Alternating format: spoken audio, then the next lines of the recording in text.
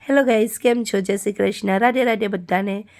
તો હું આજે શું બનાવી રહી છું ખબર છે? આજે વડાપાવ અને ઢોકળા બનાવી રહી છું. ચાલો હું તમને બતાવું છું, તો મારો પૂરો વિડીયો જોજો. તો આ છે ઢોકળા માટે બેટર તૈયાર થઈ ગયું છે અને અહીંયા સિંગ ચણા પણ આવી ગયા છે, જે ચટણી માટે છે. પાવ પણ આવી ગયા છે, જે વડા માટે છે. અહીંયા બટાકા બાફવા મૂકી દીધા છે મેં. તો બટાકા બાફીને હવે બફાઈ ગયા છે, તો સોલી પણ લીધા છે. હવે એને આપણે મસાલો નાખીને તૈયાર કરી દઈએ. તો આ છે ઢોકળાનું બેટર પણ મેં તૈયાર કરી દીધું છે. તો એક સાઈડ ઢોકળા મૂકી દેમ અને બીજા બાજુ વડા બનાવવાની તૈયારી કરું. તો અહીંયા વઘાર પણ કરી લીધો છે મેં એ ફટાફટ. તો તમે જુઓ, મેં તો આવી રીતના વઘાર કરું છું, તમે કેવી રીતના કરો છો? તો પછી મેં મસાલાને મિક્સ કરી દીધું છે. તો આ વડા માટે તૈયાર થઈ ગયા. તો વડા પણ ગોલ કરી દીધા છે. હવે તેલ થાય એટલી વાર તો હું આ ઢોકળા, જો એક બાજુ ઢોકળા પણ થઈ ગયા છે અને કેટલા મસ્ત સોફ્ટ બન્યા છે. ચટણી પણ થઈ ગઈ છે, મારી ચટણી પણ મસ્ત યમ્મી બની ગઈ છે.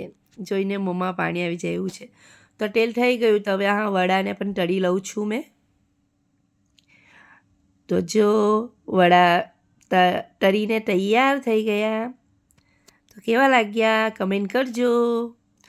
તો આ પછી વડા તળાઈ ગયા. તો આ થોડું પેલું બેસન બચ્યું હતું, તો મેં એમને એ બુંદી જેવું બનાવી દીધું કે વડાપાવ સાથે સારું લાગે ખાવામાં. તો આ ઢોકળા પણ તૈયાર થઈ ગયા છે. તો ઢોકળા તો એટલા મસ્ત સોફ્ટ બન્યા છે. તો એમને પણ મેં વઘાર કરી દીધો છે. તો હવે હું બધું રેડી જ કરી નાખ્યું છે. તો ચાલો તમને બતાવું છું, જો હું કેટલી બધી આઈટમ બનાવી છે. તો તમે જોઈ શકો છો કેવી લાગી છે. આ ઢોકળા છે, પછી આ વડા છે, આ પાવ છે. વડાપાવ સાથે મારા તો ફેવરેટ છે હા વડાપાવ.